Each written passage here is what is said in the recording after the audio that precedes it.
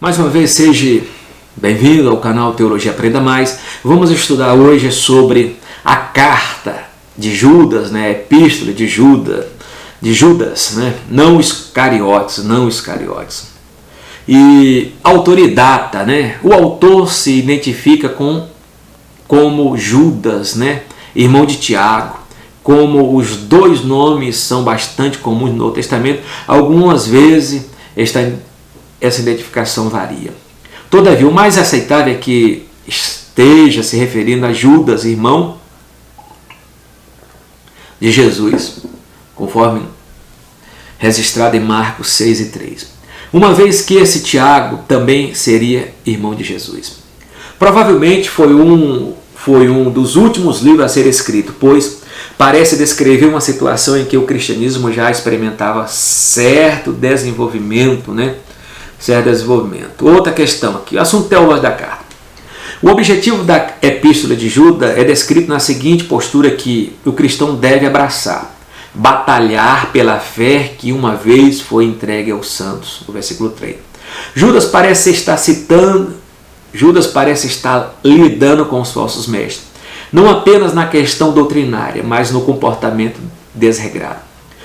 Por conta disso, refere-se àqueles que converte em dissolução a graça de Deus e que dá a entender que praticava algum tipo de antinomismo, ou seja, pregava que não existia regras morais diante da graça, Outra questão também que nós analisamos na carta de Judas. Judas utiliza diversos fatos do Antigo Testamento para mostrar que esses falsos mestres são passíveis do juízo divino. Diversas expressões adjetivas para descrever. Exorta os fiéis a permanecerem na fé e na oração para que pudesse salvar os vacilantes. Há uma grande semelhança entre a epístola e entre a carta de Judas e a carta de 2 Pedro. É bem provável que tenha havido algum tipo de interação entre os dois autores, mas não é possível determinar quem influenciou quem, E o sentido da apologia dessa carta, a primeira questão envolvida nesse livro, diz respeito à sua autoria. Os eruditos, de forma geral, por se recusarem a reconhecer a existência de outros filhos de Maria, principalmente os eruditos católicos, Os eruditos católicos, por se recusarem a reconhecer a existência de outros filhos de Maria, colocam Judas como sendo um primo de Jesus, juntamente com Tiago, Todavia, não existe base neotestamentária para tal afirmação, E outra questão também para fecharmos, o segundo ponto que sempre gerou controvérsia é a citação do livro de Enoque, obra apócrifa escrita no primeiro século. Como um livro inspirado poderia se basear em um livro apócrifo? Diversas soluções foram apresentadas. A mais comum é que, embora esse livro seja do primeiro século, suas palavras são genuinamente de Enoque, guardada pela tradição, Repetindo mais uma vez, A mais comum é que, embora esse livro seja do primeiro século, a carta, suas palavras são geralmente de Enoque, guardada pela tradição. Não há nada de reprovável em pronunciá-la, uma vez que Paulo, ao citar autores pagãos, não tomou as palavras desses homens inspirados.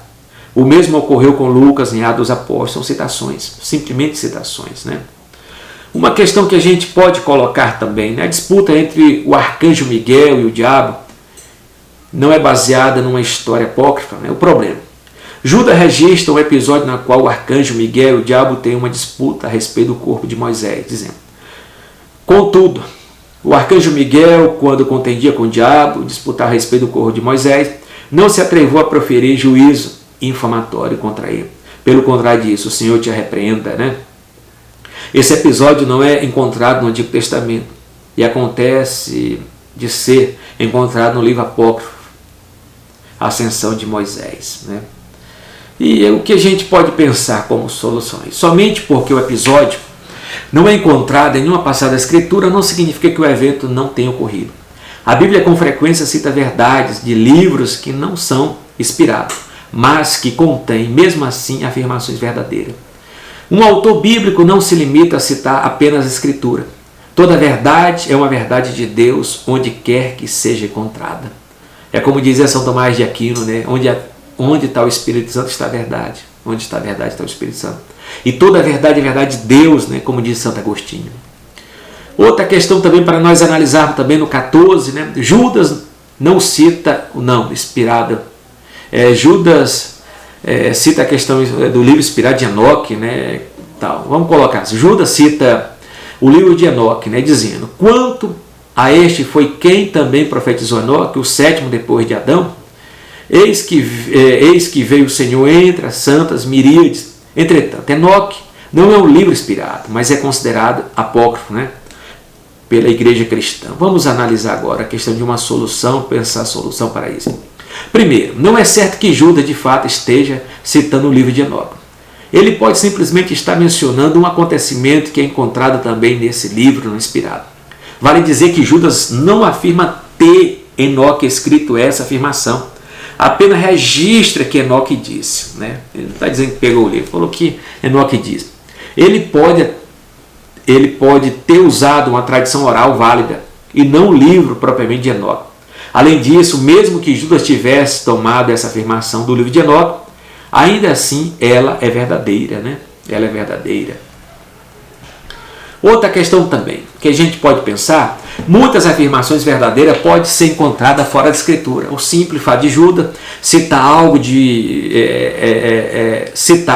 algo de uma fonte não canônica, extra-bíblica, não significa que o que ele diz seja necessariamente correto. Nem tudo no livro de Enoque está correto, mas isso não nos permite concluir que tudo esteja errado. O apóstolo Paulo cita verdades de poetas pagãos e que não implica que esses livros sejam inspirados. E, na verdade, outra questão também, na verdade até mesmo uma jumenta de Balaão proferiu uma verdade, número 22, 28, né? Mas uma coisa que a gente tem que analisar também aqui de Judas, a inspiração do livro de Judas não garante tudo mais o que é dito numa fonte não inspirada, só por ela ter citada, geralmente não foi citada, tal. Vamos colocar outra questão aqui. Finalmente, a evidência externa a respeito do livro de Judas é muito grande. O tempo de Irineu, né? Irineu falou, não, foi Judas que escreveu. Para frente, ele está no papiro de P72, né? Do século III, trecho deles acha-se muito antes da Didaquê, que provavelmente data o segundo século. Assim, a evidência para a autenticidade do livro de Judas que não é diminuída por essa alusão ao que Enoque diz. A existência de Enoque e sua comunicação com Deus é um fato estabelecido em outras partes da Bíblia, do Antigo Testamento e do Novo. Vamos colocarmos aqui uma questão também para fecharmos aqui. Os apócrifos são citados no Novo Testamento. Encontramos no Novo Testamento citações do Talmud, da literatura apocalíptica judaica, né? A literatura pagã, mas nenhuma dessas obras jamais foi reconhecida interna ou externamente como literatura inspirada. A simples citação de um livro no Novo Testamento não é, em si, uma prova definitiva de sua inspiração.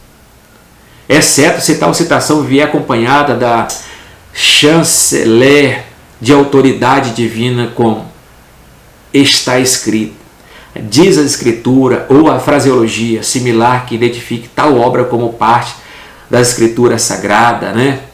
Outra questão, a simples citação não é suficiente. Além disso, nenhum dos livros apócrifos da Bíblia católica é citado no Novo Testamento, né? Uma questão também para nós pensarmos também o que acontece, né? Exemplo de citações, o apóstolo Paulo citou o Talmud ao mencionar os nomes de James e Jambres, né? Em 2 Timóteo 3:8. Citou o poeta grego Aratos do século 3 a.C., em Atos capítulo 17, versículo 28.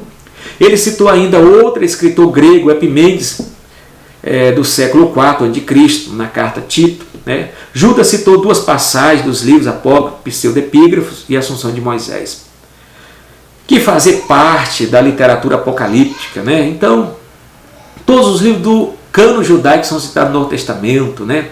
O que quer dizer dos livros de Esther, Neemias, Judas, Naum, Sofonia. É verdade que não há nenhuma citação direta em alguns casos, nem mesmo indireta desses livros isolados do Novo Testamento, né? E para fecharmos, a questão que se vem é em Lucas 24 e 23 lemos: e começando por Moisés e por todos os profetas, explica-lhe o que dele se achava em tudo que está escrito. O nome de Moisés nessa passagem representa a própria Torá, o Pentateuco e as escrituras sagradas do Antigo Testamento. Então, fechamos aqui a obra acerca de Judas, né?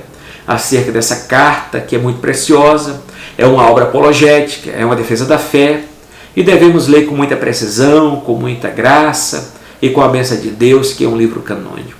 Shalom.